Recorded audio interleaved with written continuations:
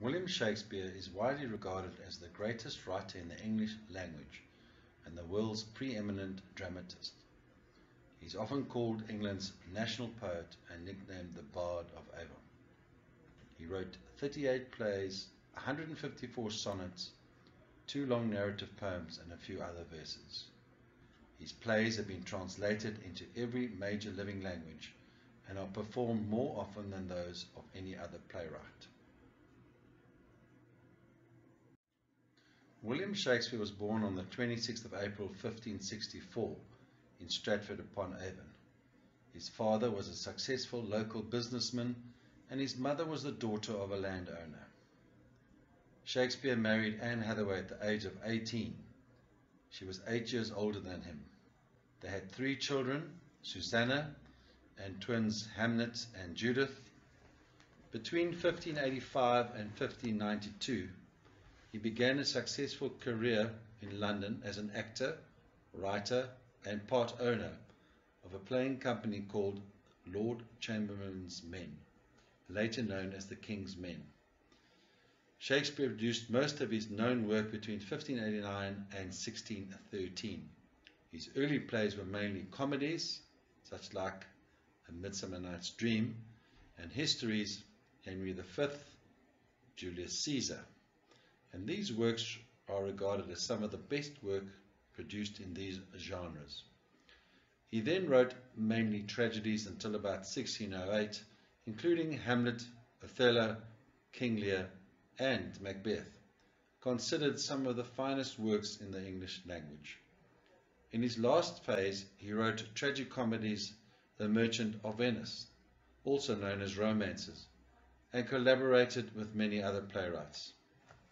Shakespeare's plays remain highly popular today and are constantly studied, performed, and reinterpreted in diverse cultural and political contexts throughout the world, as the themes and issues presented still have relevance.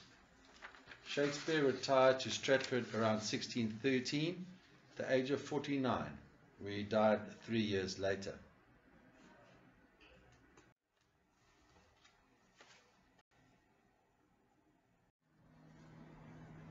Romeo and Juliet is considered to be one of Shakespeare's best plays and one of the greatest love stories of all time.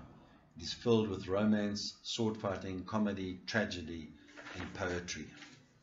Baz Luhrmann's 1996 film version looked at a different interpretation of the tragic love story.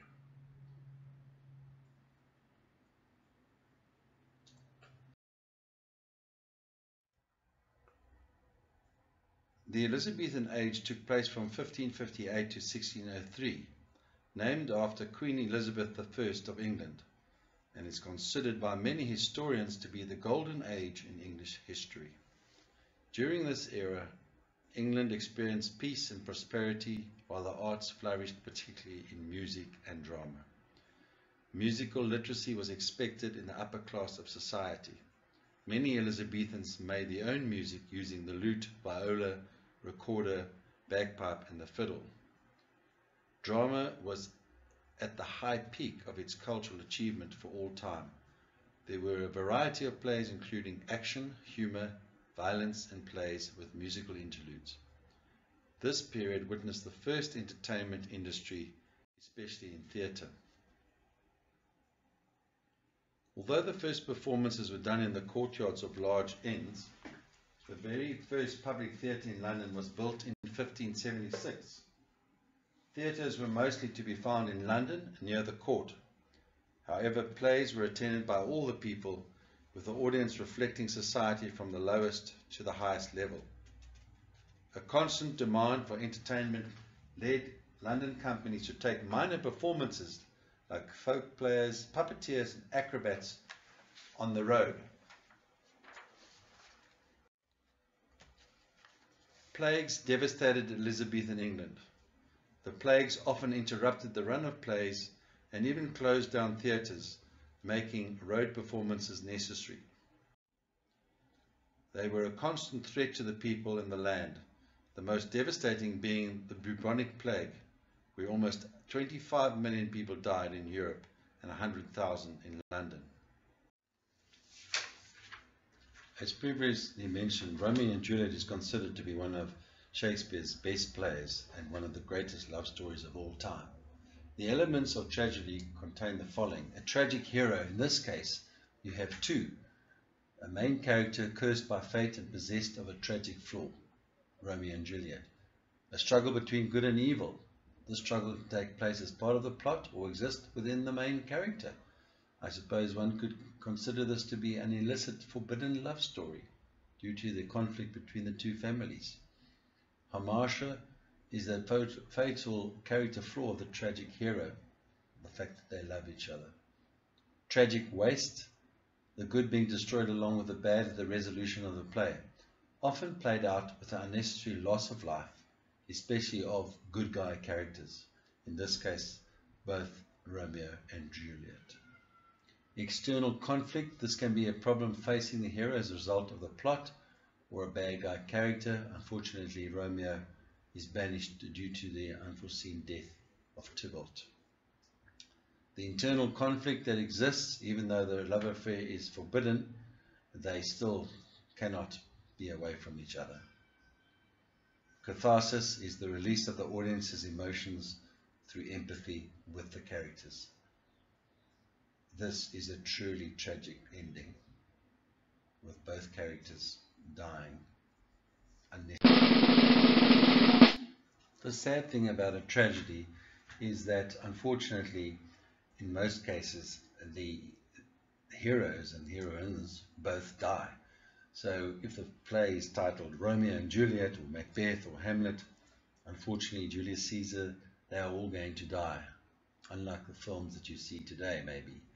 So in this case, this is a tragedy, it's a love story, and it's a very sad ending because you know that unfortunately both of them will die in the end.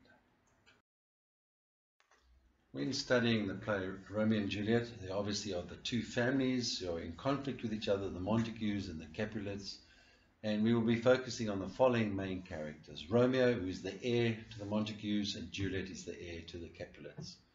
Lady Capulet is Juliet's mother and Tybalt's aunt by blood, and Capulet is Juliet's father and Tybalt's uncle by marriage. Lady Montague is Romeo's mother and Montague is Romeo's father.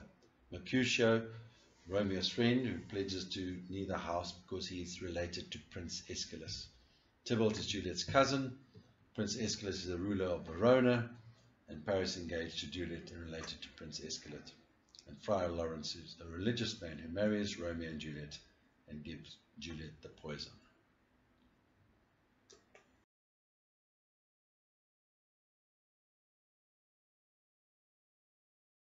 The plot summary. An age-old vendetta between two powerful families, Montagues and Capulets, erupts into bloodshed. A group of masked Montagues risks further conflict by gate-crashing a Capulet party. A young, lovesick Romeo Montague falls instantly in love with Juliet Capulet, who is due to marry her father's choice, the County Paris. With the help of Juliet's nurse, the woman arranged for the couple to marry the next day, but Romeo's attempt to halt a street fight leads to the death of Juliet's own cousin, Tybalt, for which Romeo is banished. In a desperate attempt to be reunited with Romeo, Juliet follows the friar's plot and fakes her own death. The message fails to reach Romeo, and believing Juliet dead, he takes his life in her tomb. Juliet wakes to find Romeo's corpse beside her and kills herself. The grieving family agree to end their feud. Part 2 will look at character analysis. In part 3 we'll look at the themes, the major themes that are entailed in the play, and also we'll be looking at the key moments in the play.